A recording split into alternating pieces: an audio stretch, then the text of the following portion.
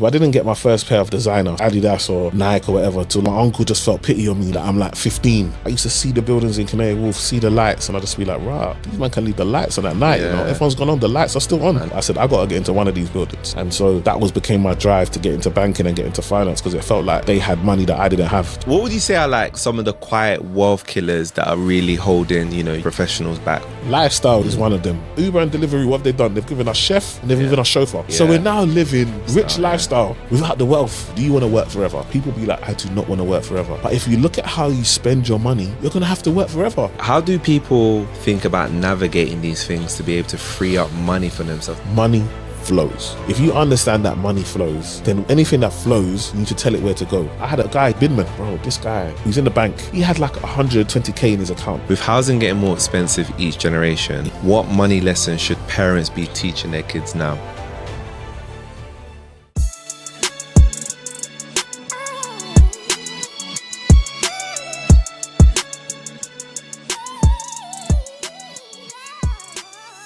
Welcome back to another episode of the podcast. I'm your host, Atto. We have a special guest in the building. A repeat guest. We haven't had him on the podcast for 2 years. I'm very excited about this episode. So we have Emmanuel, who's a financial advisor, author, and wealth educator, known for breaking down money in a way that's practical, honest, and culturally relevant. Through his work, he helps professionals rethink their relationship with income, ownership, and long-term wealth. Emmanuel is a strong advocate for financial literacy, community, economics, and building assets that create real freedom, not just the appearance of success. Emmanuel, bro, how are you doing today? My brother, Atto, what an intro. Thank you, my brother. Good to be back, man. Hey, big you up, you know. Thank you. Because you are one of the, when it comes to this podcast thing, you was on it early, man. I was on it early. While us man were doing short form content, he was on. I was thinking, what's this guy doing? This is like hours, and you got to come to the studio. I could just film my house. But you saw the vision, and now look, it's paying off, man. So thank you, bro. Thank you, bro. Well and you was one of the early guests there as well. Like, you know, I even used one of your quotes. I don't know if you know this, but I used even one of your quotes for one of my old intros to the podcast. Yeah. So even Ben and Dix's episode that went viral, go watch it. Yeah, you're on there. You're on the intro. So I really appreciate it, and I really appreciate the support as well for, like, you know, helping to get it to this place as well. You're one of the, you know, parts of that as well. But yeah, no, I really appreciate you, bro. So how are you doing? How's this season of life for you at the moment? Yeah, I'm good, bro. Before I even get to me, look, one thing I have to say is that in this life, I think it's so important, like, how you are as a person. And I think the reason why you're able to get the guests, the reason why you're able to get people is that you're actually a genuinely good person, like with a good heart, always smiling, very humble, like just hardworking individual. So trust me, it's an honor to support you. Do you know what I mean? And I just love to see like the brand Black Excellence. Like, you are a great example of that, man. And I think that's what we need. We need more role models, more examples to show the young people that there's another way to go. Do you know what I mean? And you can still be cool and still be professional and still make your money. And you know what I mean? I feel like you're a great example to young people of what they can achieve, you know, over time, and just being diligent and focused and having your own lane. That's one thing I always say about you. You've never said, oh, this is popping, I'm going to go and do this or that. You just had your own lane, done your own thing, and, you know, look at it, you're bearing the fruits, and now people are following you. Do you know what I mean? And so I just want to big you up before anything, because I'm very proud. Like from then to now, I've seen the growth, man. I've seen the guests, I've seen the clips, I've seen the viral moments. I said, come on, man, that's my guy Atto, you know. Stay diligent, and that's the thing. People feel like you could just get the fruits of the labor at the beginning, bro. Before you started to get these viral moments, do you know how many episodes? A lot of times you've had to change the format, learn this, develop, grow, change spaces to like what I'm gonna do, timing, people cancel, you still gotta pay, you still gotta do, like, people don't understand what it goes into actually create a podcast and bring it out every single week consistently. It's a lot of work. And so for you to have been doing it so consistently for so long, bro, it's amazing, man. So I'm so proud of you. Thank you. See you with your family, everything, like, man. It's amazing, my bro. So big you up. Yeah, I'm good, brother. Life is good. I can't complain. You know, life is good. I feel like I'm at the stage where now I look back and I see, you know what? I see people that I used to mentor, people that used to ask me for advice now winning awards. I'm like, I've done my job, bro. Do you know, like, for me, I feel like I've done my thing now, and like now it's like the next generation just come in, do your thing. Do you know what I mean? So I feel like I'm very proud. I feel like in the financial literacy space, like, there's so many more people now, and it's we're in so much a better place, and young people are getting access to the knowledge sooner, which means they're making better decisions. I'm seeing more and more young people like buying their first house at 22, 23, 24, 25, even though the stats say the average person is now, 38 or 36, something like that, before they buy their first house. But I'm seeing more and more young people from the community buying, more young people getting into property, getting into investing, getting into business, all because we've created these platforms that make it accessible, make them believe that it's possible. So yeah, man, I'm just really blessed to say, like, from where we were, maybe like 8, 9, 10 years ago to where we are now, I see the growth in the community. I see growth in the space, and I'm just happy to play my part in it, man. Yeah, there's a bit, you know what, when you say it like that, it is a lot of growth. I don't know about the stats, man. Because you see the stats are zero off, and I'm like, but I know people that are buying properties, nice ones. I know people that are, got good jobs and they're black, and I'm like, but where they getting these stats from? Yeah, right. Like, I don't know. I don't want to say there's propaganda going on, but sometimes I side eye a little bit because that's not the complete reality of what it is. No, definitely. And obviously, a lot of these stats come from the census, right? And the censuses are done every 10 years or so. So the data is skewed. I'm hoping when we do the next proper census, we'll see a much better progress and much more moving forward. But I just like the fact that we're here, like we're present, we're there, we're seeing people going to house number 10 Downing Street and doing all these other things, and working big campaigns with big corporates. They're coming to us, they're using us, we're here, and we're now creating our own platforms where people are saying, look, we've got to come. I see, like, this podcast here, I can see it next few years, big sponsor, bro. Do you know what I mean? I can see a big sponsor that's saying, look, you've got the reach that they haven't got. Because unfortunately, like, brands, like especially big corporate brands, they've lost touch with the real people. They have, what I mean? And so they need platforms like this that engage with real people. So especially when it comes to finance, do you know what I mean? They haven't got a clue. Do you know what I mean? they actually don't know what the average person or the everyday person, should I say, is going through.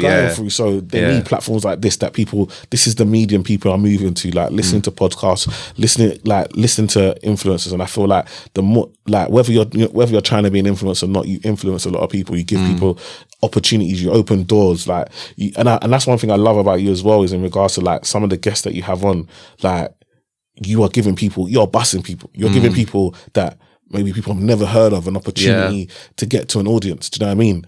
And I remember when you were starting, like, bro, I just need people to come on. Yeah, that's how it felt. I can't lie. Like, do you know what I mean? And now you're opening the door. And that's what I'm trying to say. That's a clean-hearted brother. Do you know what I mean? Because a lot of people, once they get to a certain level, people will reach out and you'll be like, oh, you've only got 100 followers. Unfortunately, like, do you know what I mean? But I see you, bro. Like, if what they're doing is good and you feel like it's value to your audience, you give them a platform. Yeah, man. And I think it's important to give back, man. That's how I feel like. I felt like, I got rewarded, I got blessed. So I think it's important for me to also support where I can. I think it's important to do that, right? If you've been given that support, you've been blessed that way, you should really pass it on as well. I think it's important. You should, but you'd be surprised. No, everybody does. Not everyone's got a clean heart, and that's what I say about. Yeah, I feel like in this season, one thing I'm looking at, I'm just looking around and seeing my people that we've been grinding for 4, 5, 6 years, and we can see the fruits of the labor. Yeah, like, I look around and I'm seeing.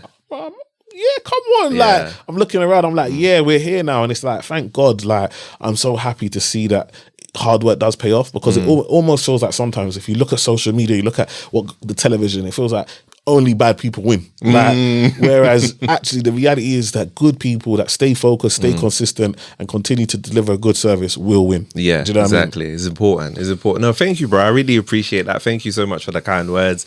You know me, like, I don't pat myself too much on the back. I'm just like, I'm just grinding. I'm just like working. But for me, it's an honor to be doing this. It's a blessing for me to be doing this. And as you said, we've worked hard on it, like hard on it. About it. So, and we live in London, fam. It's like it's only warm like 8 weeks of the year. So you're coming out podcast. I need to get out of here.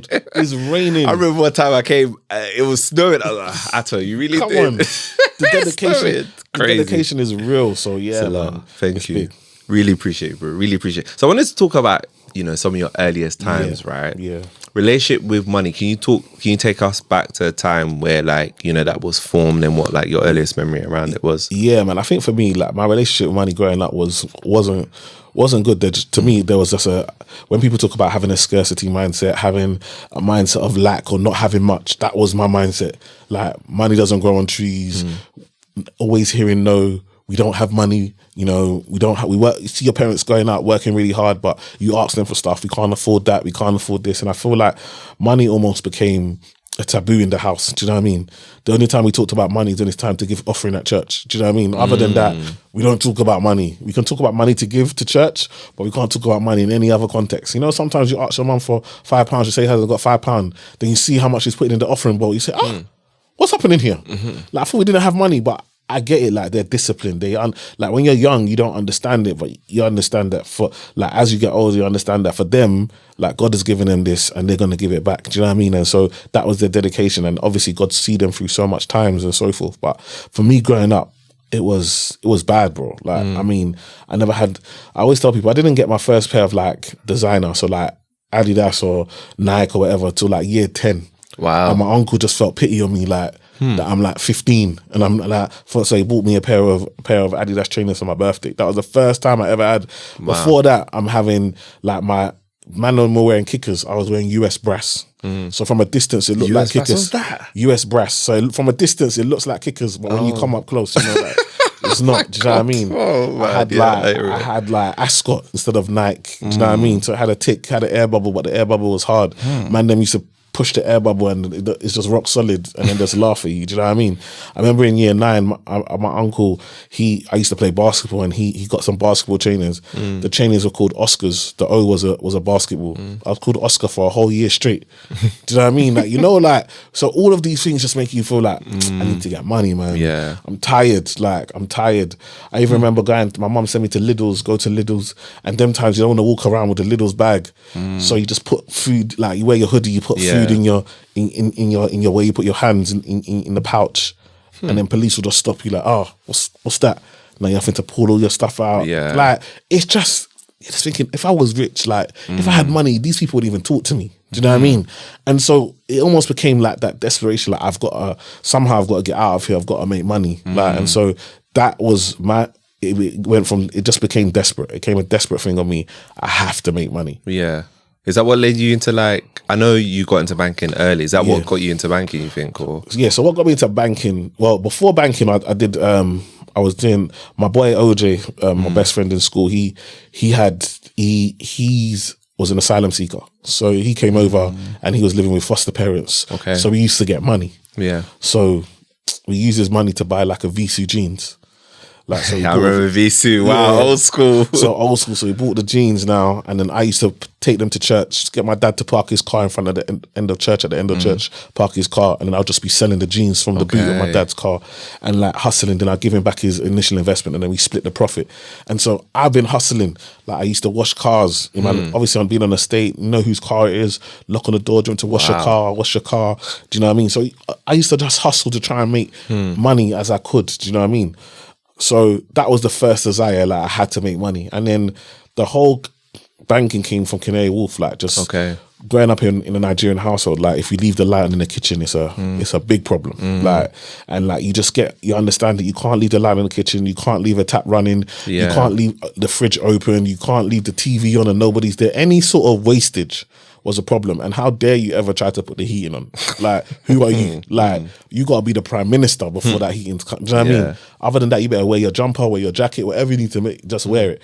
So that's the environment we're in. But I used to see the buildings in Canary Wharf, see the lights, and I just be like, rah, these man can leave the lights on at night. You know, everyone's gone on, the lights are still on. I know, it's mad. They're rich. Like, so I was like, I see the Barclays building, I see the HSBC building and the big Canary Wharf building with the flashing light at the top. I said, I got to get into one of these buildings. Yeah. And so that became my drive to get into banking and get into finance, because it felt like they had money that I didn't have. Do you know what I mean? And so that was the drive. And by 22, became the youngest financial advisor in Barclays in the country. Congratulations! I remember that. Yeah, that's good, man. You need to still add that to your slogan. You need to add that to.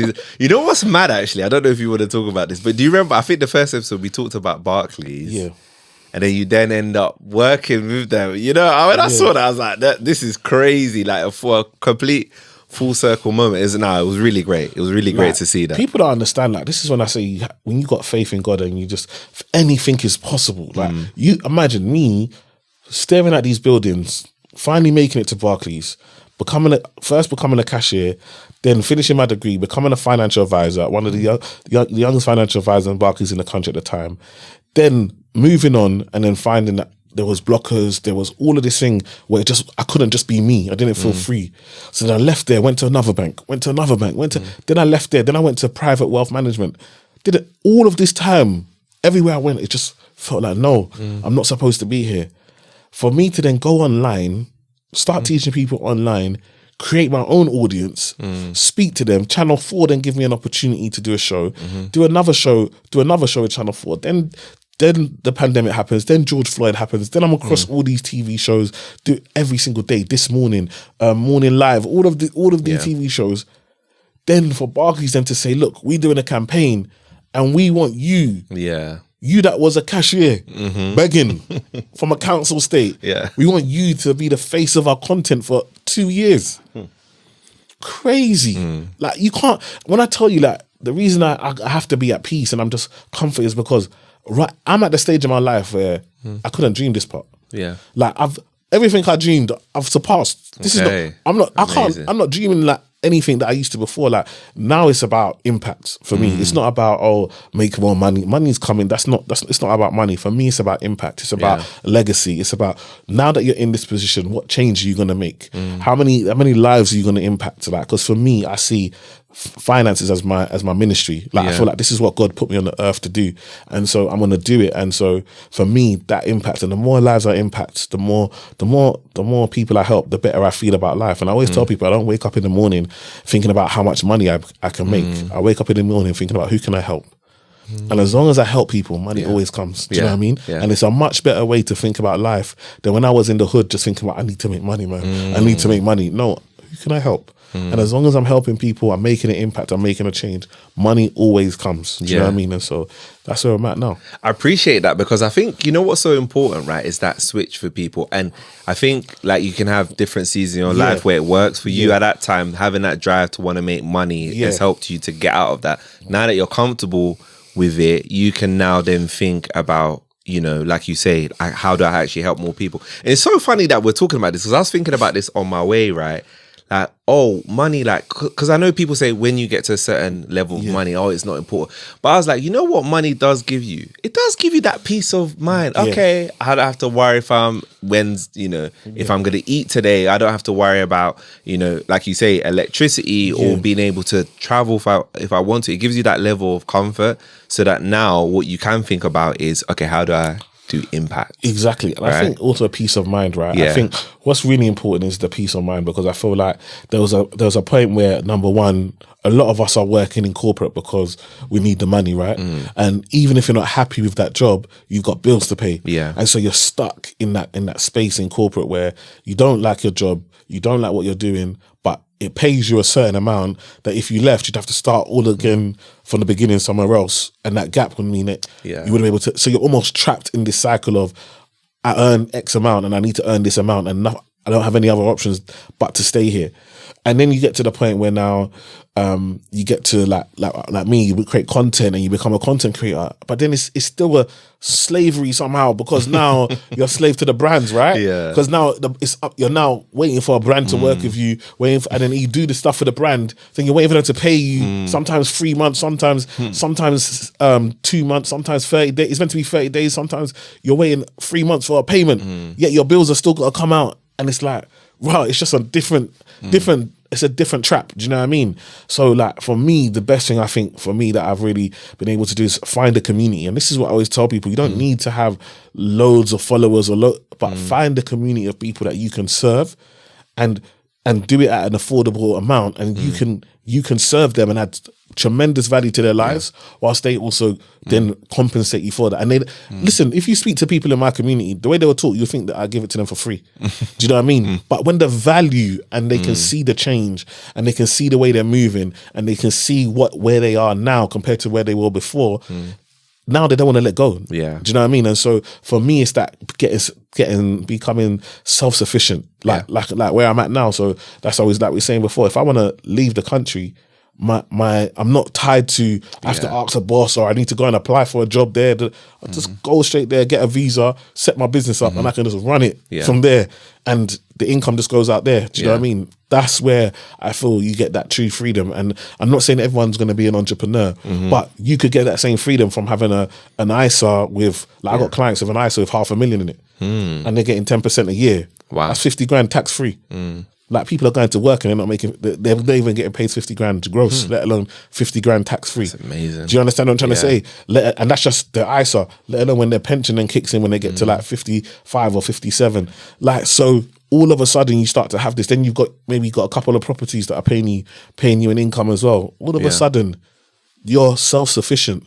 And a lot of them have done it through employment. So I don't want people to think that you have to be an entrepreneur or self-employed. No, but you have to make your money work for you. Yeah. You have to find ways to put that money in to work for you. Yeah, and we're going to talk a lot about that. Definitely. We're going to definitely pick your brains on that, because I know the audience are looking forward to that. Don't invest unless you're prepared to lose all the money you invest. This is a high-risk investment, and you should not expect to be protected if something goes wrong. Approved by Archax on the 4th of February, 2026. Crypto gets talked about a lot, but rarely in a calm, practical way. Crypto isn't new, but the way it can be accessed in the UK has changed. This video is sponsored by 21 Shares, and the focus is breaking down exactly what this rule change means for UK investors. Put simply, FCA rule changes mean crypto exposure can now be accessed through stock market products called crypto exchange traded products, or crypto ETPs, which can be held in an individual savings account, a self-invested personal pension, or a general investment account. This means that your crypto investments can sit alongside your other investments in the same account, making it more convenient to manage than a separate crypto setup that requires special wallets and private keys. It's important to say this clearly. Crypto is high risk, prices can move very sharply, and it's possible to lose some or all of the money invested. Please inform yourself in advance about the risk. For more information, please visit the 21 Shares website. So who are 21 Shares in all of this? 21 Shares is a Swiss-based firm founded in 2018, known for publishing research and building the first and largest range of physically backed crypto exchange traded products. Using a regulated product doesn't remove the risk, but for some people, it may be a more straightforward way to add crypto exposure to a long-term portfolio. For others, it won't be the right fit. As always, doing proper research matters. If there's interest in learning more, the link in the description explains how 21 Shares products work. Don't invest unless you're prepared to lose all the money you invest. This is a high-risk investment, and you should not expect to be protected if something goes wrong. Approved by Archax on the 4th of February, 2026. I was actually thinking, is there a moment where failure taught you more than success? Any moments that you would say? I mean, I tell people I failed my way to success. Yeah. Like, literally, like, if I tell you when I talk about it, so I always say, look, GCSEs, I left school with 4 GCSEs. Yeah. My head of year had to write a note for my college to let me take A levels. Yeah. That's how I did my A levels. I still left A levels with a C, D, E. Yeah. Then I got guaranteed for uni because I played basketball. Yeah. So they gave me a guaranteed offer to Greenwich. So it didn't matter about the grade. So I got in. I still left Greenwich with a 3rd class. Yeah. But still became the youngest financial advisor at age 22. Then I got made redundant 3 times whilst being a financial advisor. Yeah. And being told the final time I got made redundant was after my wife had gave birth to our 4th child. Just had our 4th child, just pregnant. So we took time off. I took 2 weeks off paternity. She just had our 4th child, took time off, came back from paternity 2 weeks. Said, we're letting you go. Wow. I said, what? I said, man, what? I remember sitting in the car thinking, how am I going to go into this house and tell my Nigerian wife that has like a 1-month-old baby that we have, that you, the main breadwinner in this house, has no income? I remember thinking, But what I went in, I told her, I said, look, and then I was going to start to apply, and she was like, babe, we don't even like this. And this is why, for me, having a wife, having a partner is key to building wealth. You see it. Bezos got divorced, got remarried. Within 12 months, he gave his wife half. Within 12 months, he made double back. Yeah? So most billionaires, most millionaires are married. And that's that stability, that foundation. Yeah. Because when I walked in, if that was my girlfriend, she'd be like, oh, you know what? You can't provide me the life that I want. Maybe she leaves me. She's not tired. This is my wife. This is someone I'm building with. And my wife was just like, babe, don't apply for no more jobs. Just do it yourself. And then all I needed is that one person. And she was that one person. I said, well, if you believe in me, babe, then I can go. And so then that's when I just started to do stuff. I didn't even know how to use Instagram. I didn't have it. She had an Instagram because she did cakes. So she had an Instagram. She set up my Instagram account. She had a friend who had a radio show who she does cakes for. She got me on the radio show. She literally helped and pushed me. And so today, amazing. Here we are. Do you know what I mean? And it's like, I feel like sometimes it feels like failure in the moment, but a lot of the time for me was redirection. Wow, that's amazing. Yeah. What amazing wife, man. I see you shouting her out anyway. Shout out to your wife, because you shout her out a lot on socials, and we can see why. Not just that, obviously, because of that, but we can see why, right? Like that support is there, and I think it's important. It's like you say, like having that partner is so important in wealth building. People don't really understand, like, in that, and not just even just that, just even for you in that situation that you was in.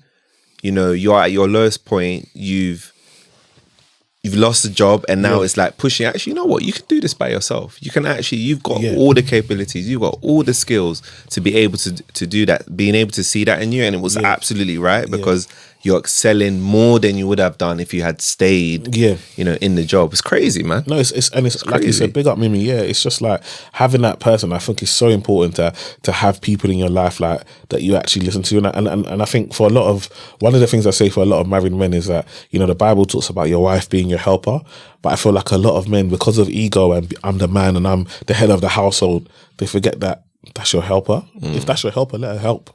Do you know what I mean? Sometimes you got to, we all need help. Do you know what I mean? And so, like, for me, like, I don't, and especially with my wife, she's got a very good spirit of discernment. So, like, before I remember there was one show Channel 4 were telling me to do, before I signed the contract, I was like, oh, I need to speak to my wife because I had to film in Scotland. And obviously we got 4 kids. You want me to go and leave my wife? I said, no. So they said, oh, you ready to sign? I said, oh, no, I need to speak to my wife first. And I thought, these people are going to think I'm mad. We Channel 4 are trying to give you opportunity. You say you want to go and speak to your wife. I said, no, I need it. I went and spoke to her. She said, no, it's fine. You know, I'll be able to manage. You should do it, babe. I said, no problem. As long as you're comfortable. Do you know what I mean? So then I signed it. And they respected it. They gave me the time. Do you know what I mean? Because they're like, they understood. And I feel like it's really important. I've had business deals that I've passed it around my wife. I was like, I don't really feel. There's just something about it. And some I've not listened to. And it's gone bad. So I'm like, you know what? When she tells me I make sure that I listen. And she knows what's best for you, man. And she wants what's best for you as well. Exactly, because she's invested, right? Exactly. If we're in a good place, if I'm in a good place, she's in a good place. Exactly. You know what I mean? So yeah, it's important, man. It's so important. And you know what? You mentioned something, right? In your journey surviving, right? So if somebody has like a survival mindset, you know, currently, and because they've grown up in like you know, environments that are not stable, how can they kind of get themselves out of that? I think what's really important for me, what really helped me was therapy.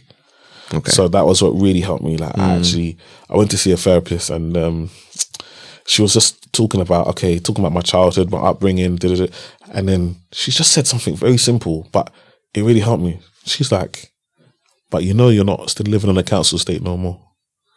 You know you're not broke no more.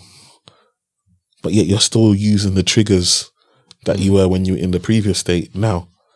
And sometimes you have to, like you were saying, you have to understand there are certain seasons where what you're doing, that mindset's going to work. But you have to look at the season you're at. So for example, I was saying yes to every opportunity.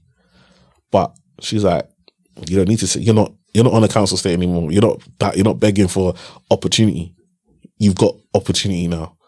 So you need to now be selective in what you're doing. Do you know what I mean? So that you've got time for what's really important, and also what's really important to you. So when you're in poverty and you ain't got money becomes the most important thing. But when you've now got a wife and kids and you got a life that you want to live for them and you want to give to them, money is important, but also your presence being there, your influence. So at one point I was sacrificing being an active dad for my kids in order to make money to give to my kids. I said, that doesn't make sense.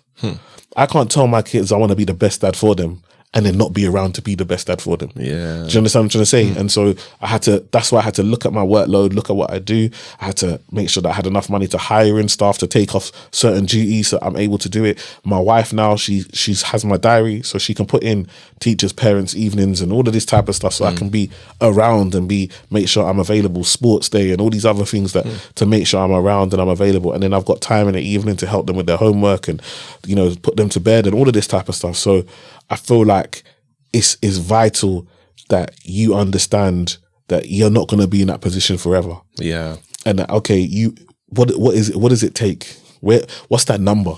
So if you say, for example, you're now in hustle mode, what is it? Oh, you might say, okay, it's 5K. Once I get to 5K a month, I know that I can now, okay, cool. All right, cool. So you put in the work. Once you get there, now you have to say, okay, I'm here now. If I want to get to 10K, how do I do it without having to work as hard as I did to get to 5? What are the lessons that I've learned to make 5 that I can replicate to make 10 without putting in the same amount of hours? Do you know what I mean? And so that's how we start to build up the income and how we start to make life work for us. Because for me, I'm all about making life work for understanding what I want out of life and then making my work or whatever I do work around the life that I want for myself rather than giving myself all to make the money and then not enjoying the life. Yeah. Yeah, it's very important. It's very, very important. As when you said what hit me deeply when you said, oh, you're not broke no more, I was like, ooh, yeah. It's like that realizing it's true. It's true. Why have I acted like I still am? I'm not. Because no, it's true because you're in that survival mindset. I don't want to go broke. Exactly. You don't want to go broke. That's the mindset. I don't want to ever be there again, but we're not there. We're not there. And it's unlikely. And even if you got there, you're not the same person that got back there. Exactly. And you know how to do it once. Yeah. So again, I look at one of my good friends, Amma, like from Plant Made, like her bounce, like for her to I've known Amma from before she even started the company. Like to see her build it to multi-million pound turnover company, then lose it and then say, okay, well, we're just gonna have to do it again, aren't we? Yeah.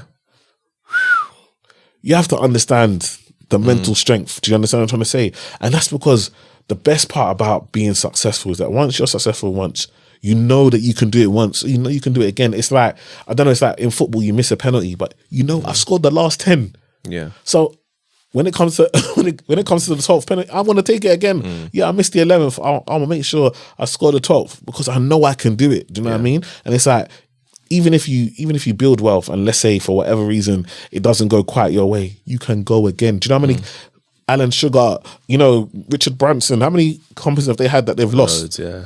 But still, multi-millionaire billionaires. So it's definitely possible. Like, don't feel that failure means the end. Like, failure is you've learned a lesson on how not to do it. So now next time when you go to do it, you're going to do it a lot better. Yeah. And that's what it's been for me. Important, man. Honestly, I could look. We could talk for hours, man. Definitely. But, we're gonna have to do a part 3. I've already said it. So, what would you say are like some of the quiet wealth killers that are really holding, UK professionals back? Yeah, today. Nowadays? Come on, man. Lifestyle is one of them. Like, I think for the man them, I feel like one of the biggest things that's holding a lot of man them back is dating. I feel like, you think so? Oh no, these men are doing the nonsense. These men are doing the nonsense. Like, bro, I've got Nando's with my missus. I'm like, bro, is this what Nando's is these days? It's not cheap no more. Whoa. No. Phew. And then these girls are saying Nando's you couldn't even take them on a date to Nando's. No, not this era. Wow. Not this era, you can't. You understand? So think about it. So if you're dating 3 or 4 people a week, bro, how are you gonna build wealth? And you're paying every time, and then you're getting Ubers or you're taking taxi or you're doing. Come on, man, it's a wealth killer. Like stunting. Like, this is why you gotta have stability, man. You gotta focus. Like I remember when I was young, my cousin told me this saying, like, you'll lose money chasing girl, but you'll never lose girl chasing money. Do you understand what I'm trying to say? Yeah. Okay. Like, the more money you have, the more options you have. Yeah. Do you understand what I'm trying to say? So I definitely think for the man them, it's really important that we understand that your value doesn't come from how much girl. Like for a lot of us, it's ego. Like, yeah, I got this girl calling my line, bro. Where's your focus? How are you gonna build wealth? How are you gonna build a family? When like think about it, when I think about how much I spent when I was younger on these things, I think to myself, rah, bro, you could have copped a couple yards. Sometimes it was when I was really young, like you didn't even need a deposit to buy a house. They're giving 100% mortgages those times. Like, so really and truly, you missed out on a couple yards. So I think it's really important that, you know, we understand that actually the focus should be building ourselves, whether that's education, whether that's mentorship, whether that's courses, whether that's property, starting a business. Imagine if you start a business at 14, even if that business isn't successful, the lessons you learn by the time you do your next one, by the time you get to 25, why won't you have a 6-figure business? It's true. You would have learned enough to be able to have a 6-figure business. 9 years experience at that point, But the problem is that we're starting our business at 35. Bro, we're late to the game. And you've now got kids and a wife. Like, you can't even take risk. Yeah. Like, whereas if you're still in your parents' house, that's the perfect time. Stay there. If you lose anything, you still got your bedroom, you still got your mum's Wi-Fi. You're good. You can go again. So for me, I feel like the lifestyle for Mandem is really, really killing us. And also, Mandem don't want to attend events. They don't want to go. They don't want to learn. You think you're too bad? I've been making money since I was. What money? what money? Like, so it's just like, man, they need to calm down and actually start to, like, you see it. You see women's events where women go to events, like women in investing, women in tech, women in. Where's the Mandem?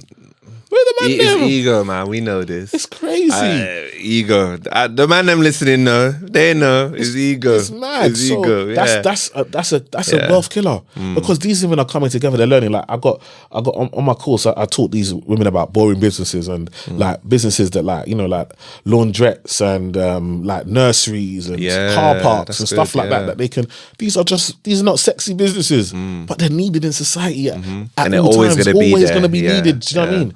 8 of the women just said, you know what? Can't we put our money together, buy a laundrette? And now they're going to buy a laundrette. Yeah. Man, them are not even in the room for these conversations, let alone put money together. But when it's time to go to the club and put money to buy bottles, they're there with the photos. You're holding 2 bottles, 10 man, 2 bottles. You're then giving the bottles to the next man like it's the FA Cup. Now you put, like, what is going on?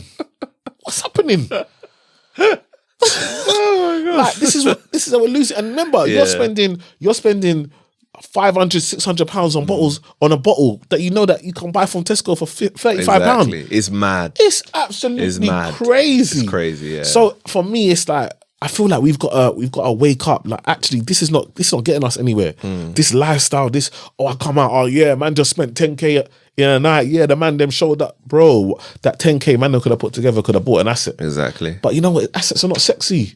You can't post all assets on the internet. Like, do you know what I mean? But you can post yourself in the club, pouring bottles, pouring drink on each other. Like, yeah, we're balling. Like, it's nothing. Like, so for me, I feel like that's something that's really killing us. And then I think one of the things that is really hurting us here is the instant gratification. Yeah, we live in an instant gratification world. Proper. We need everything now. Like, man will go on Amazon. If it's not Prime, if it's not coming in 24 hours, people don't want it. And it's like, think about it. Actually, like, do you need it? But it's like, I want it now. You go to the train station. If the train is more than 3 minutes or more, you're angry. 3 minutes, and they say it's a good service, man. You're angry, and it's like we live in an instant society, and it's keeping us down. Because what are you doing today that your future self is going to thank you for? Yeah, it's a big problem. If all of I always ask people, do you want to work forever? People be like, I do not want to work forever. But if you look at how you spend your money, you're going to have to work forever. Yeah. Because if you spend all of the money you make in the month that you make it, you're going to have to go back to work and continue to work and keep on working. Because that's the only source of income that you have is your labor. And so we have to understand that we have to invest so that we can stop the labor, the hard work, and having to do the hard work, and then put into our investments, and our investments can work hard for us and provide us with the income. Like, I tell people, especially black people, I don't care what no one says, if there was an award for being hardworking, we would win it. If being a millionaire was based on hard work, we've been working hard since the cotton fields. Yeah. How has it worked out for us? Do you understand? That's Yeah. not, it's not about hard work. It's not about effort and energy. It's about how do we make, we always use our hands. We're always down to labor. Like, why? Like, I mean, a man, when I think about it, sometimes when I go to the club and I see uncle in the toilet in the club, I think, it's only us that are strong enough to sit in a toilet while man are doing number twos, and then man come out and say, do you want spray? It's only us that have the strength. So imagine if we use that strength to build wealth. Yeah. Can you imagine? We are ready to do stuff that no other community are happy to do. But if we're just doing it in the wrong, we're putting all that energy, all that effort, all that hard work into places that don't bring the return. Yeah. So actually, let's start pulling our money together. That's another thing. We like to do everything on our own. The way we like to do everything on our own. Bruv, we have to start group economics. We have to start working together, pulling our money together, whether that be with your family, whether that be with your friends. We need to start buying together. When I was a mortgage broker back in the day, I had an Asian client, her daughter and her niece, the three of them, they're buying houses. All together? Together. Okay. They live in the first one, then the other ones they bought through a company, but they owned it jointly. And they all stayed together. I remember having like Asian acquaintances where man is a doctor, like he's a doctor, his wife is a dentist, and they get married and they're moving back into their parents' house. Wow. And then they're still buying yards, because they understand that if we are together, the costs go down. Economies of scale is one of the first things we learn in economics. Yeah. But with us, you got your first part-time job in JD Sports, and you want to go out and rent. You're on Zoopla, right move, trying to rent. It's like we've got to understand. I'm going to like African weddings. You're doing your traditional. You're doing your white wedding, and both was paid by a loan. You're starting marriage with 50k debt. In the pandemic, I had 4 clients. All that they came to me. I say clients. They came to me after the madness to try and see how we can sort things out. They got married, and they all spent 50 to 60k on the wedding in debt. So they spent more than that, but 50 to 60k was just the debt. 50 to 60k was a debt, but they spent more. And then all 4 of them, within 3 years, all divorced. Wow. You cannot start. They would have been better going to the registry, getting married, using the little money they had to go and buy something, and starting off with wealth, than starting off in debt. And one of the biggest, even when you go to Asian wedding, you see, bro, you know, these men leave the wedding 20, 30, 40k up. Yeah. We go to a wedding, you eat the food, you dance, you sweat, everything, and then you leave. We are too comfortable in taking value without giving value back. Yeah. How can I be comfortable taking value from somewhere and not putting value back where I've took value from? Like, and he said, my presence was the gift. How can I should be giving, man. When I go to my friend's wedding, man, I contribute to the registry. You got to. It's just like you got to. You understand? These people are starting their married life. Yeah. Like, so you want them to start off on the best foot. Like, the little that you can contribute can make a big difference to how they start their married life. And so I feel like we got too much pressure on the wrong thing. Why do we care about the wedding day and not how they're doing once they're married? Yeah. We do all of this stuff for the wedding day, then they get married. You never even hear from them. You don't even see them. You don't even visit them. The next time you see them is when they're having a baby shower. Nobody's really talking about this yet, but from April 2026, a major tax change kicks in. And if you're self-employed, Tide actually has a free tool that helps you get ready for it. If you're earning over £50,000, HMRC now requires you to keep digital records and use HMRC recognized software and submit tax updates throughout the year, not just once. And I know what you're thinking. That sounds like another expense, another thing to learn. But here's the thing, with Tide, you can open a free business account and get access to their Making Tax digital tool that's powered by Sage, free forever. So instead of juggling multiple tools, Tide's free business account gives you automatic tracking of your income and expenses, a real-time tax estimate, and from April, you'll be able to file directly to HMRC from the Tide app. Because your banking and bookkeeping live in one place, everything stays organized all year round, not just at the deadline. It helps you avoid the last minute scramble, no 12-month catch-ups, just clarity over your finances. And right now, when you sign up using my promo code SAVVYMTD, you'll get £50 cash back when you spend £100 within your first 30 days. T's and C's apply. If you're earning over the threshold, you might as well get set up properly. Open your free Thai business account today and get ready for making tax digital before it catches you out. And this is the thing, man, with the lifestyle, it's so crazy because that also leans into, what's your thoughts on private school? You're probably pro private school. You know what? I'm on the fence. Me and my wife have this conversation all the time. She's pro private school. I think I'm on the fence because I didn't come from a private. Okay, I did 1 year of. For this full disclaimer, I did 1 year of private school in Nigeria. Yeah. 1 year. Mm-hmm. The rest of my whole school life is public. Mm-hmm.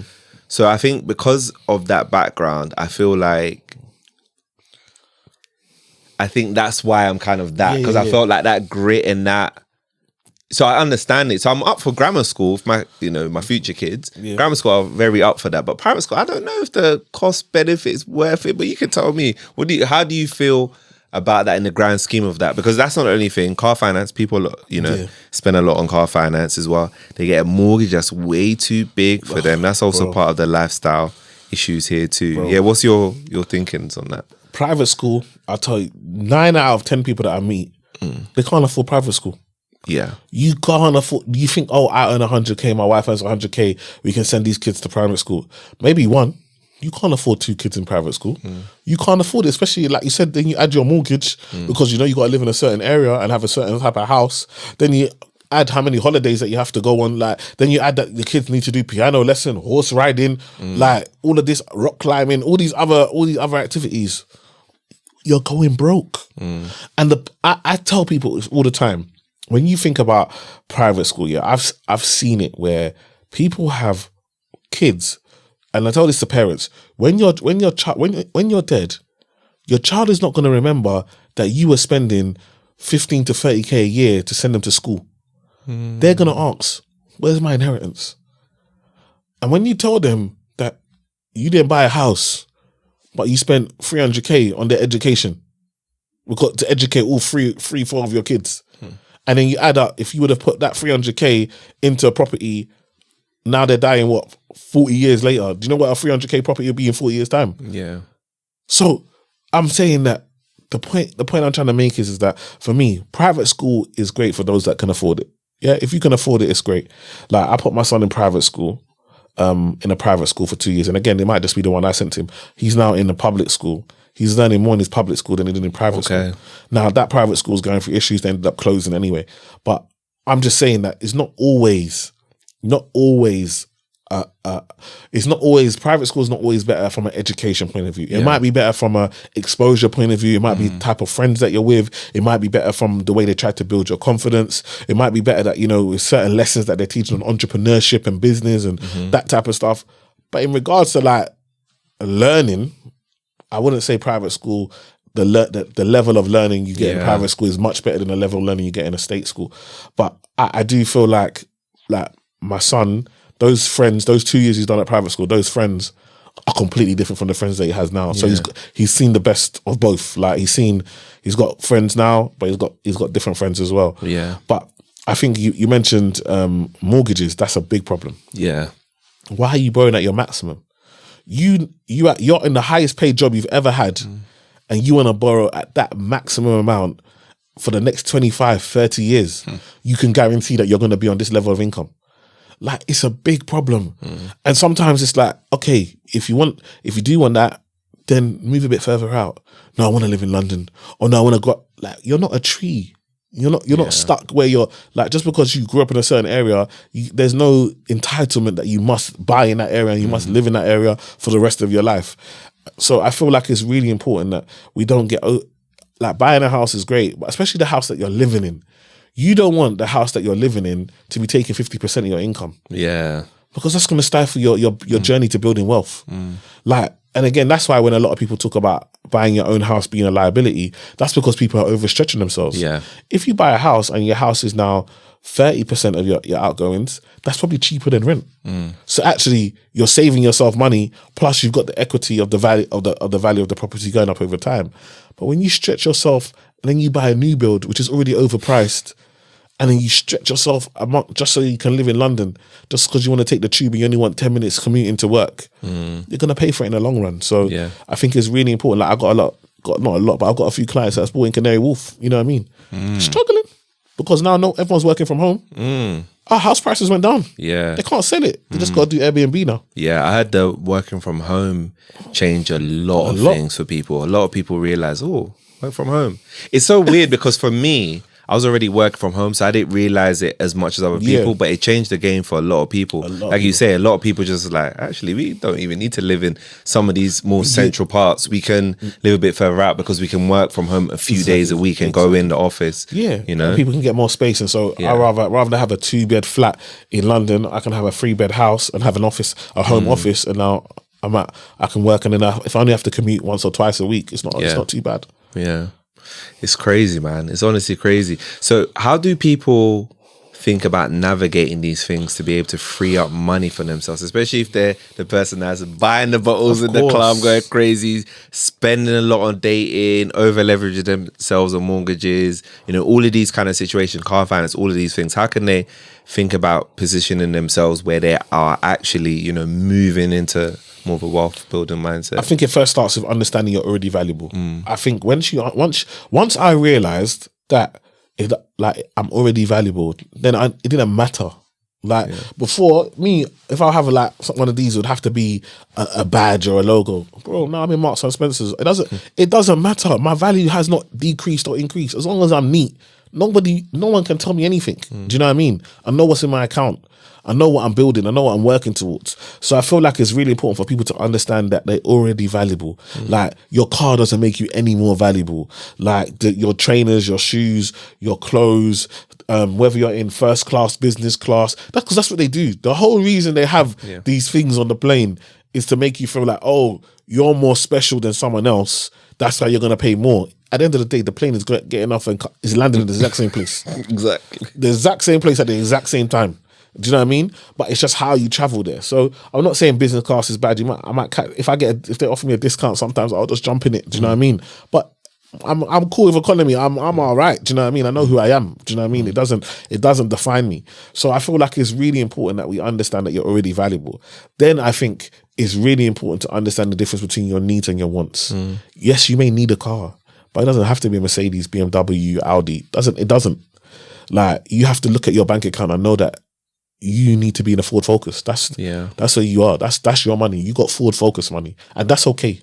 Like, your value is not decreased because you're in a Ford Focus. It's a decent car. Do you know what I mean? And so for me, it's about us understanding our needs versus our wants. And I always tell people, look, go back to the last month. Go through your put a line in a piece of paper or do it on a spreadsheet and just look at where you're spending and tell yourself, be honest with yourself and say, is that a need or is that a want? And put it in the different columns. And I promise you'll be shocked at how much you spend on your wants in a month. And then you tell yourself you haven't got money. You've got money. It's just what you're doing, the way where you're spending it has no value. Yeah. So that's why you can't see it. So you're spending money and you're thinking you're buying small things, so they don't have it. It's nothing. But actually, when you add it up across the month, it's a lot of money that you're spending. And so it's not that you don't have money. It's just you spend your money on things that are liabilities.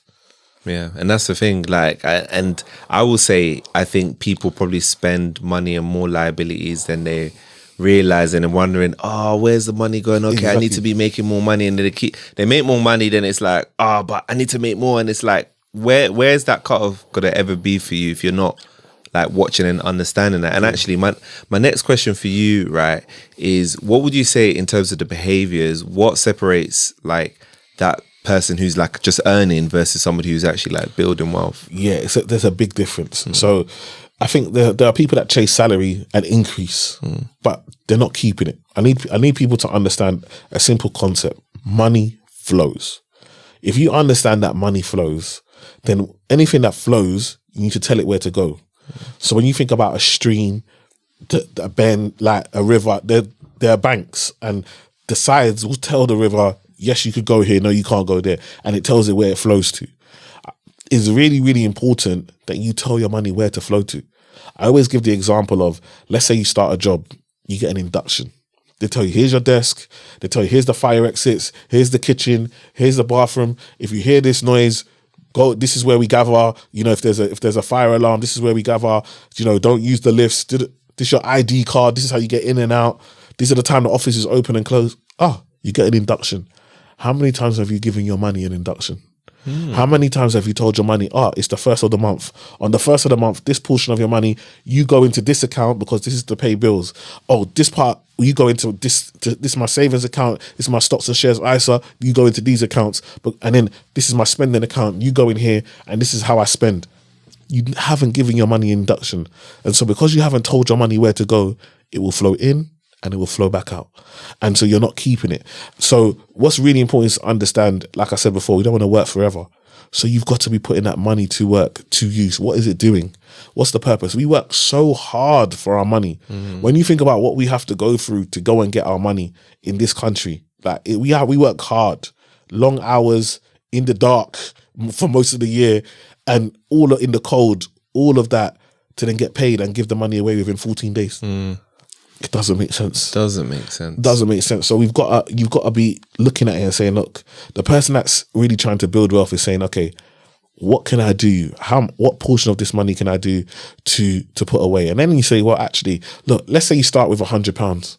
You say, actually, okay, cool. I put this £100 in, and it's in a Vanguard S&P 500. Oh, this year got me 10%. So my 1,200. Got an extra £120. Wow. So wait a second. If I put £200 a month in or £300 a month in, that would be even more. So now you're like, okay, how do I make some more money? Let me get a side hustle. Because you can see it working. Yeah. So it's really important. It's not about the amount. It's about the habit. The person that's on the journey of building wealth has to build good habits. Yeah. And I think some of us think that we'll just make money and we'll switch off the old habits and switch on the new habits. Yeah. Like you see loads of sports stars, we see it. A lot of them grew up with no money, no financial literacy. They get paid millions. By the time they finish playing, they're bankrupt. Yeah. Because it's not about how much money you make. If you don't know how to manage £10, £100, £1,000, then 10 million ain't going to make any better.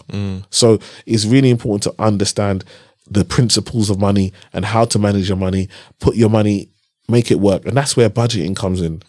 Because people feel of a budget almost like it's restricting you. Yeah. But actually a budget sets you free.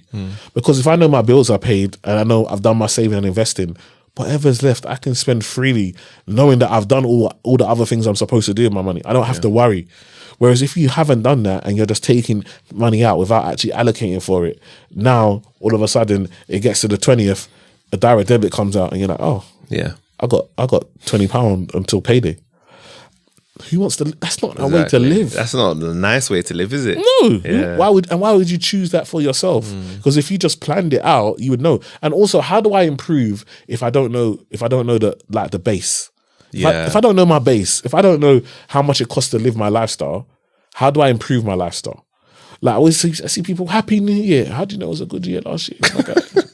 How you know it was a good year? Yeah. You didn't set no goals at the beginning of the year. Like you didn't set no goals. You didn't hold yourself accountable. So how can we celebrate just being alive? That's not enough for me. I'm happy I'm alive, but I'm not here to just celebrate just being alive. I've got things that I want to achieve along the way. And so because of that, I have to have goals. I have to have an accountability partner. Yeah. People don't have people holding them accountable. How can you achieve great things in this life on your own? You need someone holding you accountable, someone to say, bro, you said that you wanted to save X amount. So what's this I'm hearing you're thinking about flying to Dubai? That's not in the goal. That's not in the plan. And you need that. But I feel like we're in a generation where we don't even want to be challenged. We can't be challenged. If someone challenges you now, we're not friends anymore. Like, but actually, if I love you and you tell me your goals, then it's my duty to make sure that you achieve them.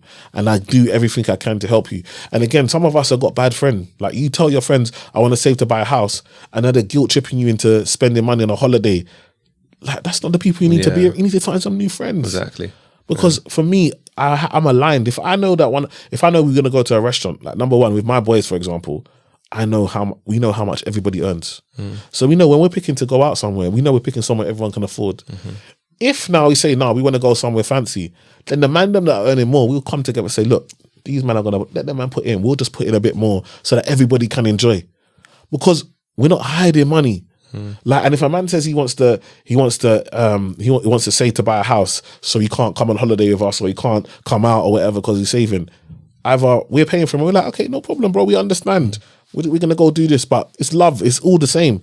Like, the amount of guilt trip I see, especially with women when it comes to weddings. You want to make a bridesmaid spend thousands. She's planning to buy her own yard by herself. It's very, very difficult. And now you want to take 10K from her hands just to be your bridesmaid. Forget it. I don't want it.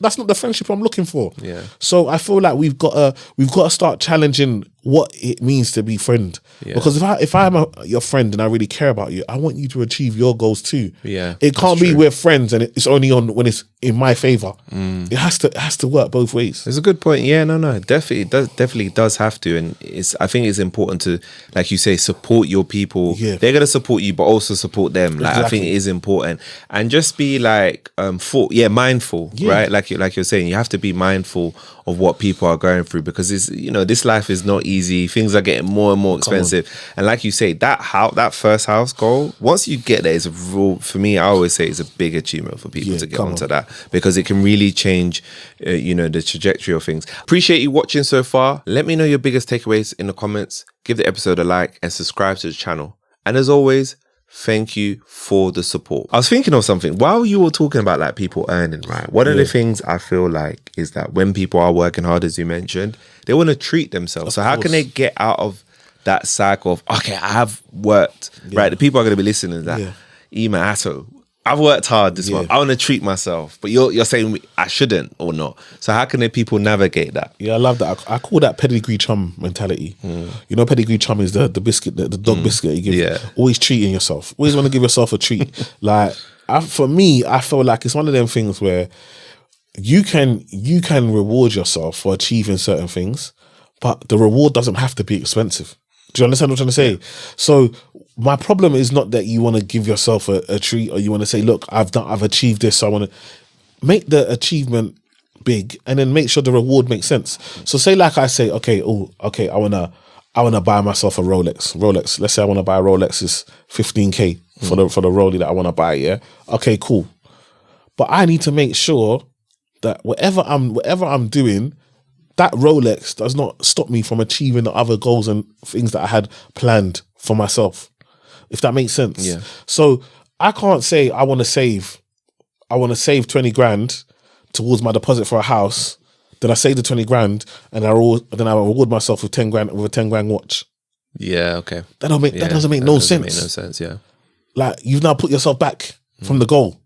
So it's one of those things that sometimes rewards are good, like, because I know, like, for me myself, there are certain I'm not gonna do certain things unless I get to a certain level. So yeah, I feel like, you can do certain things at a certain level, but I feel like for me, it's for who and at what cost. I feel like sometimes you say you want to treat yourself, but the reality is that it's not for yourself, it's for others. For example, I want to treat myself to a LV bag or whatever it may be, or Dior bag or whatever. These times, the Chinaman already told us that the bag is worth £140. They were angry at the US, so they gonna expose it. It's worth £140, £150. They told you this is the price, and now you still want to go and pay £2,000 for something, So you can't say that's to treat yourself, because you know what the real price is. That's because of the experience you want to get from others. Yeah, that's because you want to walk in a room and somebody say, "Wow, I love your bag." And so because you're letting money go out for the value of other people. Other people that, listen, when we had a pandemic and people were dying every day, these people didn't even call you. They didn't even text to see if you were alive. Yeah? They're worrying about themselves and their own family. They weren't worrying about you. But now all of a sudden you're making money, and now you're making financial decisions to impress people that really don't care whether you're alive or dead. Yeah. It's crazy, bro. It's crazy, bro. Hit deep. Hit deep, honestly. Honestly, hit deep. It's true. No, it's true, because I think it goes back to what you're saying, therapy, right? I think if you have that, then you'll understand what's making you do certain things. I think it's important to understand why you do what you do. Like, okay, if you're buying this thing because there's one thing, you can like the thing. Like, I know people that are into cars and, you know, they'll buy a car because they love it and that makes sense. But then there's another school of people, they don't care about nothing about cars. They're buying it to impress. They don't care nothing. They don't care about specs, none of that. You're right. Just to... that's a nice car. Oh, yeah, 2025 plate, 2026 plate. Bro, and that's the thing. You want to buy a car, you don't look after your credit. So you're now buying a car and you're spending £300 a month more than somebody else who owns the exact same car because they got... So if you want to buy a nice car, then your credit must be important to you if you're going to get it on finance. Yeah? So it's important to understand that actually, like, you need to be intentional. So if you are someone that says, I like to drive a nice car, like I love cars, I've always loved cars, no problem, I respect it. Now, make sure that you're doing the right things. And also, don't be buying a nice car and then you're in your mum's house renting. It doesn't make sense. Why are we parking Range Rovers on the council estates in homes that we don't own? The car is worth the deposit for the house that you're now in. Yeah. It doesn't make no sense why you rent. Like sometimes, and again, I feel like I'm not saying don't do it, but there's a season, there's a time. Know the season that you're in and do things according to the season. Your time will come. Yeah. Like when it's time for you to buy a Range, you get a Range. When it's time for you to buy a Bentley, you'll get the Bentley. It's not, I'm not saying don't have nice things. I'm just saying make it make sense. Yeah. There's there's steps to it and that shouldn't be, it's like you're almost trying to skip steps and almost like pretend that life when you're not there yet and then it's slowing down. Actually, you get into the life. Too often we want to look wealthy than be wealthy. I'd rather be wealthy and look broke. I'd rather be wealthy and look poor than look wealthy and be poor.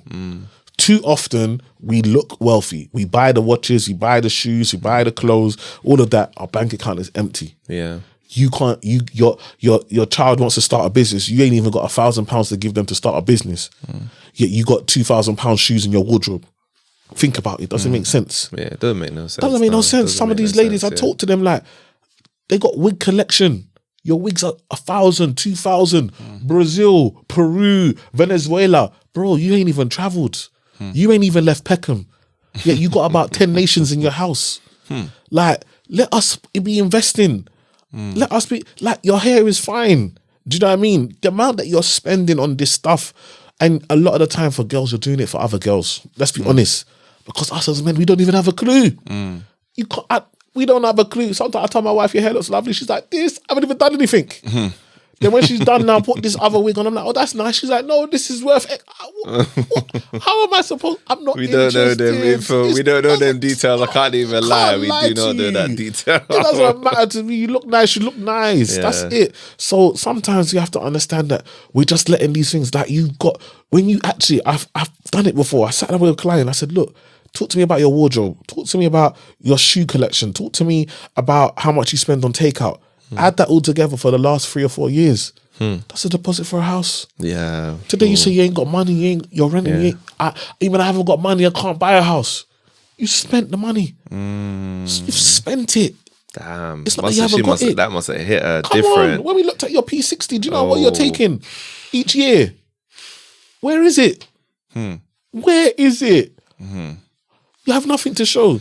Your bank account doesn't say that you're earning what you're earning. And your outgoings really aren't that high. Yeah. Because I meet people and they'll be like, oh, my outgoings is just about 1.5. Yeah, it should be. But you don't stop at the 1.5. You carry on. Now you want, because what has Uber done?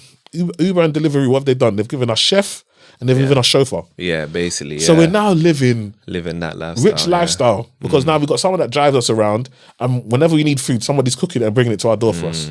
So now you're living what wealthy people live without the wealth. Yeah. And it's keeping you broke. You know what? When you put it like that, actually, the chauffeur, that's crazy when you say that because I'm astonished how expensive takeaway. It's basically restaurant. No, honestly. Yeah, no, it is. Ordered one like a couple of weeks. I was like to my wife, what? Bro. This is crazy. I was like, I could just go to a restaurant and pay. This is madness. Sometimes even cheaper in a restaurant. Because remember, Deliveroo, all of these men are taking their percentage. So they've got up the price on the app. Yeah. Plus delivery, everything. You're like, what? What is this? Yeah. And then if you just cook it. And the thing about it is sometimes I always tell my wife, like, we could do takeout if she's like really tired or if whatever.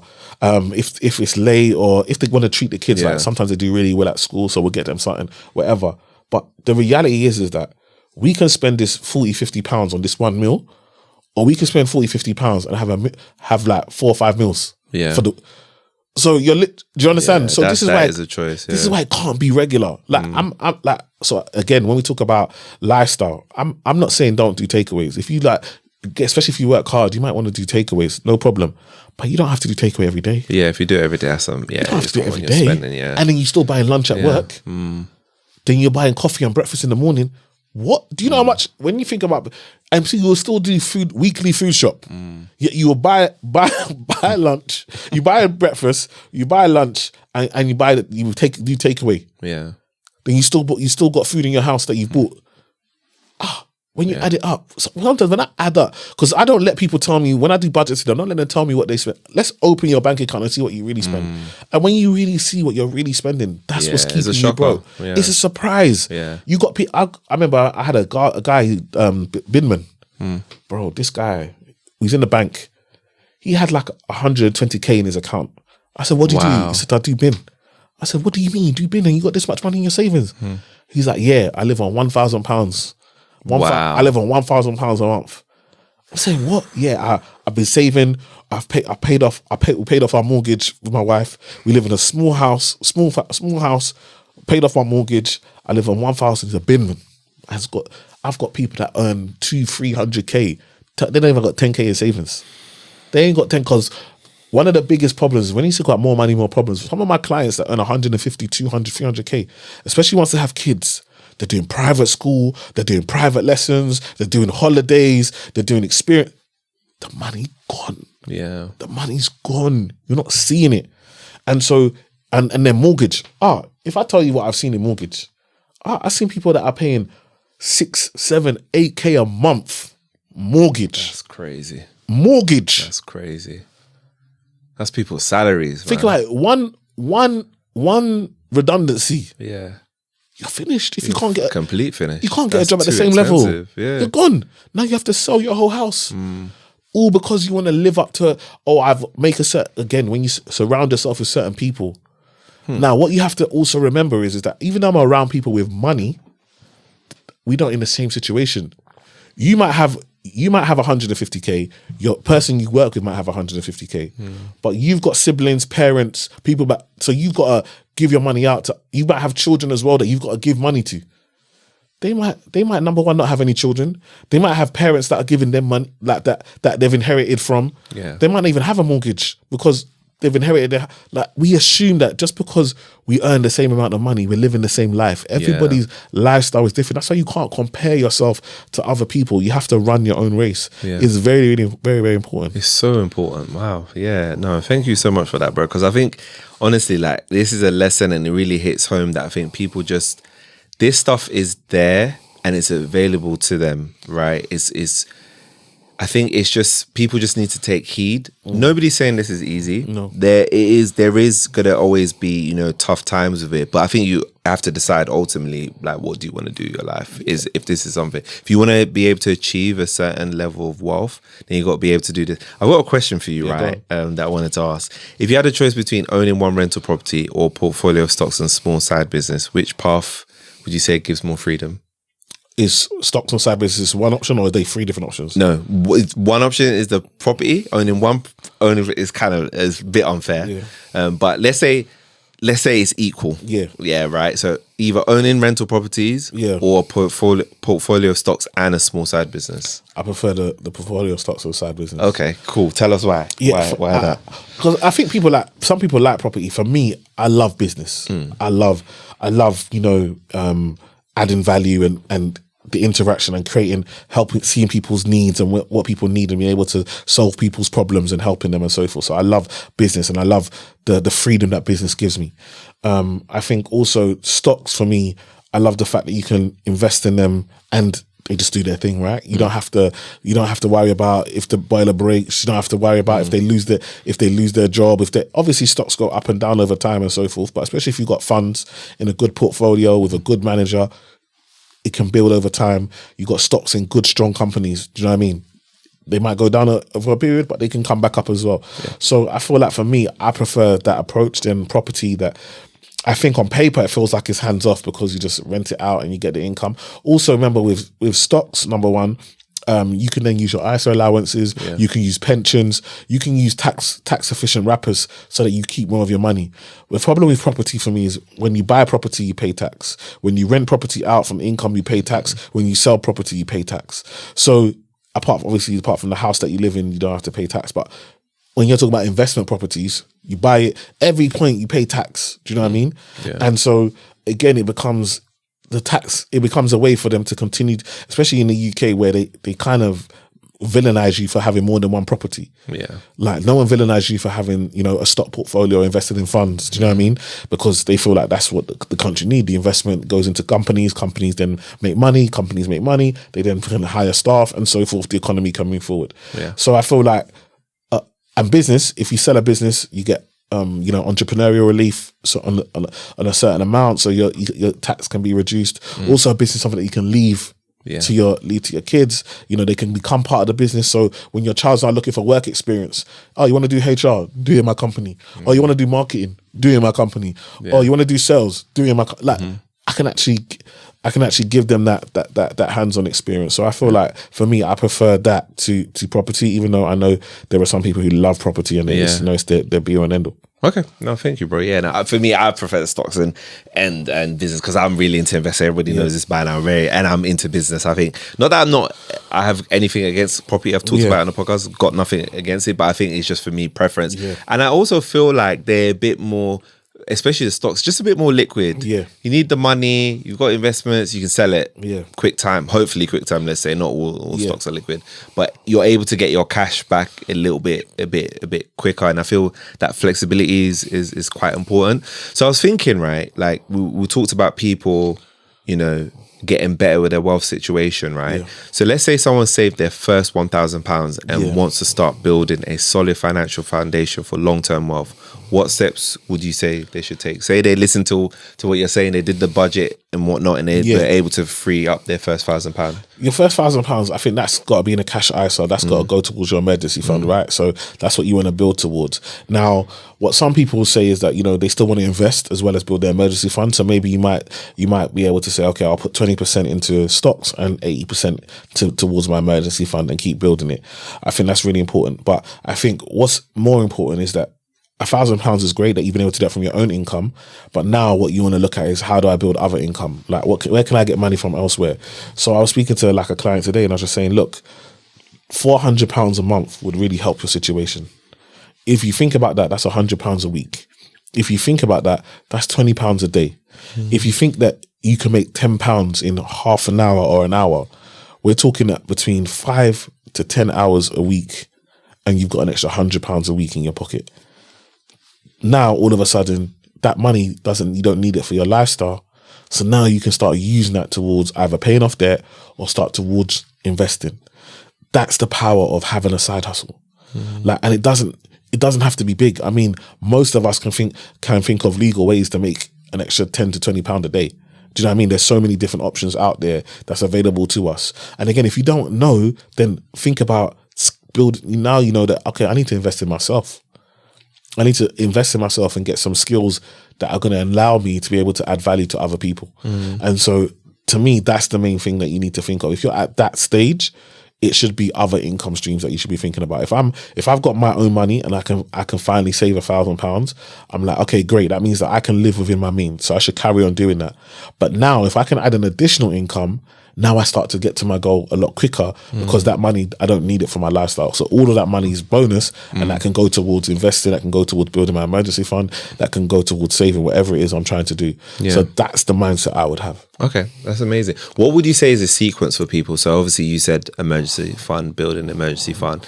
And once they've done that, should they think about like the extra streams of income first, or should they think about, okay, we've got like an emergency fund, whatever that amount is, we've got that amount. Should we start investing it first? Good question. I think once you built up the emergency fund, I think you should, while you're building it up, you should always be thinking about extra streams of income. Okay. Like an extra stream of income. Just one. Don't kill yourself. Just one extra stream of income that you can add on top. So you can, number one, build your emergency fund quicker. And then from there, you can then start to get into investing quicker. I think what I would say is once you built your emergency fund, then you probably want to make sure you got pension. So you're doing something. Remember, you always want to be doing something for your future self. So pension is going for your retirement. So you know that, okay, that's going there. You want to be looking at between 10 to 15% putting into your pension. That includes what your employer's putting in as well. So, and obviously what the government puts in. So 10 to 15% going in there. Then you want to look at stocks and shares ISAs, lifetime ISAs, and using up your ISA allowance. You've got £20,000 a year to use that. So you want to try and maximize that. And then after that, then property. So whether that's your own property or the investment property, you want to look at doing that. And then finally, that's when you now want to really look at crypto, individual stocks, gold, silver, all these other alternative investments. Okay. That's the type of order you want to be in when it comes to investing. Okay, that's amazing. Thank you so much. It was so in depth. People, I hope that you're appreciating, all the game that Eman is really sharing today.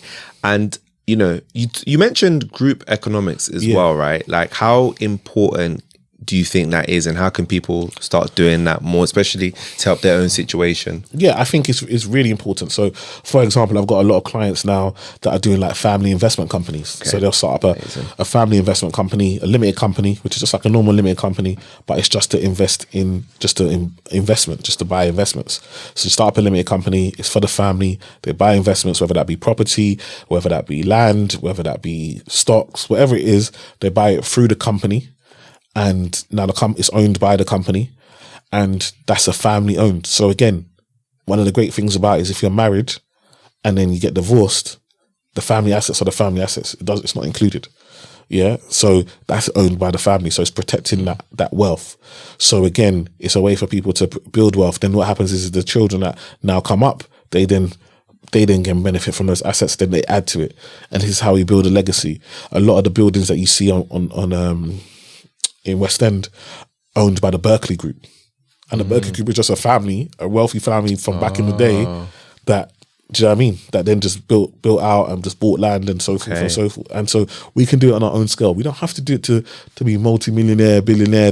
We can do it at your own scale. But the point being is it's better to have 20% of something than 100% of nothing. And I think far too often we are focused on getting 100% of nothing and be like, I'm going to do it by myself. I'm self-made. I'm doing it. I get you. I hear you. I respect it. But the reality is that for most of us, especially with the barriers to entry that exist, and especially with the low incomes that a lot of us are on, and remember, these people call 50 grand higher rate tax. It's a lie. 50 grand is not a higher rate. Think about it. They're cheating you. They're actually just, it's like they're tricking you into believing that 50 grand is a lot of money, so we've got to tax you at 40%. It's one of the earliest in any system. It's one of the earliest ones to pay that level of tax at that small amount. 50 grand. Yeah. If you think about it, let me just put into context. I remember when my dad, when I was a kid, maybe 30 years ago, my dad was earning 28, 30 grand, and he was a basic rate taxpayer then. Yeah. So how have we gone 30 years later with all the inflation, all the rise of costs, and 50 grand, like 50 grand, do you know what I mean, is now higher rate tax. 50 grand is, bro, that should be closer to 75, 80K before you start paying that. No, 100%. But again, they're tricking you. So we need to understand that because of that, our incomes alone is not going to get us much. Because again, you can only, by the time you've paid everything, you've got £200, £300. I meet people like, hey man, I got £10,000. I want to get into property. Which property? You can't even buy a car park. You can't even buy a garage. 10K. So you can't. So it's one of them things where, but actually, if 10 people put 10K together, now we're talking. Yeah. And then now we go to the bank with 10 of us and put 100K down.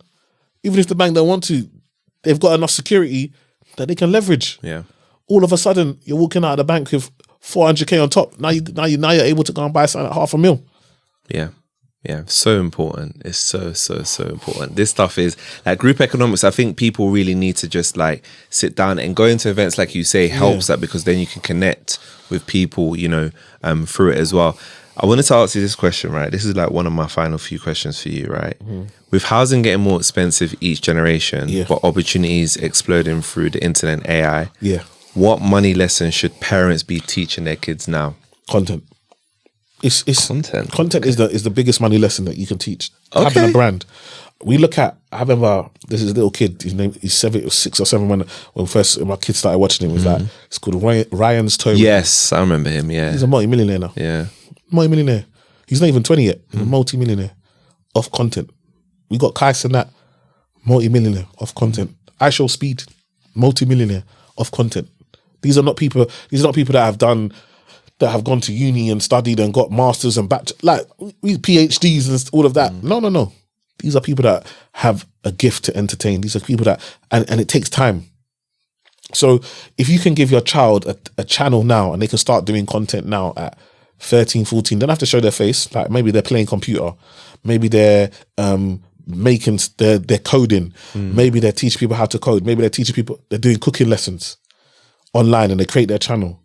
If they start a channel by 14, by the time they're 24, why wouldn't they have over 100k subscribers? Do you know what I mean?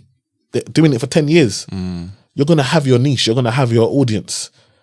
And so if you can be consistent from a young age, content's vital. Plus, as we go into this new generation, brands, companies are going to have to do more content. And so actually, if you already know how to do content, when you're now in your interview, you can show them, this is what I've done. When I worked for Barclays, one of the girls that worked in content on Barclays, she literally got the job. She had a baking page, where she used to bake cakes and do content. And then now she's social media manager at one of the biggest banks in the world. Like, you are displaying your skills. So stop just being a consumer of content and start to make it. We're seeing multi-millionaires, billionaires now have channels. What?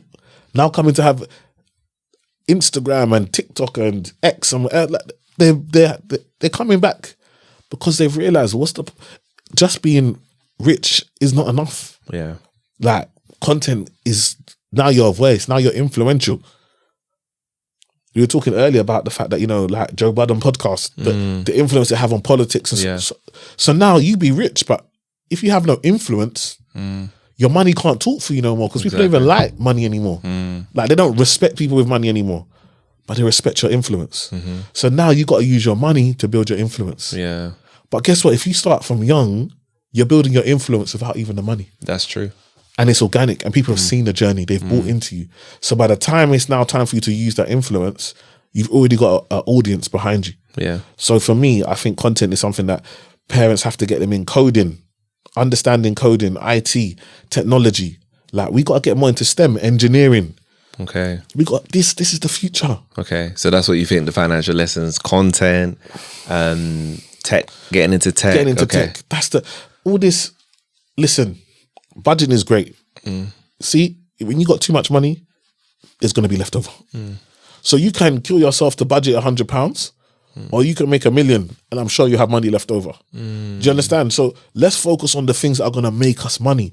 Like, we see it with other communities. There's a reason why they always go to like doctor, lawyer. So they're like standard. These are the jobs that we know. But times are changing. Your content creator is making 2-3 times more than your doctor. Yeah. Your content creator is making more than your lawyer. So, and it's sustainable. Yeah.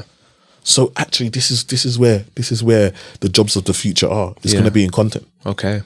All right. Thank you so much, bro. Like I said, this conversation has been so amazing. It's really great to have this catch-up conversation. Like I said, we definitely have to do part 3, because I got so much more to talk with you about. But I really appreciate your time. Really appreciate all the nuggets, all the stories, all the laughs throughout the conversation. I really, I mean, it went so fast, man. Like, honestly, I could do another hour and a half of this conversation. So really appreciate you, bro. Where can people, actually, do you have anything coming up that you're doing? I've just got got our podcast, Bread and Butter podcast. Please follow that on the Bread and Butter podcast. the E-Man Effect UK is the hashtag for socials, the E-Man Effect UK. Emmanuel Asuquo on LinkedIn, Emmanuel Asuquo on YouTube as well. So yeah, just follow the content and you'll see all the things that we're doing. And yeah, I've got a community, so I run a webinar on Sunday. So if you follow me, you can get a link to a free webinar that you can join on Sunday, hear more information about what we do and how we help people, and then go from there. Amazing. Thank you so much, bro. Please go and support Emmanuel, what he's doing. He's been doing amazing things for a long time. And obviously I've always been a fan of your content and everything that you do. So yeah, please do go and check his stuff out. And like I said, thank you so much for this conversation, because I think it's very needed, especially in like 2026, where like, you know, things are not going to get cheaper. No. That's just facts, right? Things are not going to get cheaper. They're going to get more expensive. The wealth gap is increasing more and more. Do you know what is crazy? You know, after having all these conversations, 200 plus conversations, one of the craziest things is, before, you know, us doing what we're doing, this information wasn't out there. No. So all the people that are wealthy, Yeah. it was like behind the closed door, Yeah. right? And what's mad is, even though I'm doing this conversation, there's still things I don't know. There's even new things that I mentioned on the podcast. I'm like, what is that? Like, I had somebody the other day mention liquid alts. And I'm like, what's a liquid alt? So they have access to information that we don't know, which enables them to build wealth. So it's important that you really just tap into, you know, content like this. But yeah, anyway, like I said, I appreciate you. Do you have any final words for watchers and listeners? Thanks for tuning in. Keep supporting my boy Atto. Thank you for having me, man. I appreciate you, bro. Thank you so much, bro. I really, really appreciate you. Thank you for tuning into this week's episode. See you next week's episode. If you enjoyed this episode, share your favorite part in the comments, tap the like button, and subscribe to the channel. Your support is really appreciated. We'll keep working hard to bring you more valuable conversations.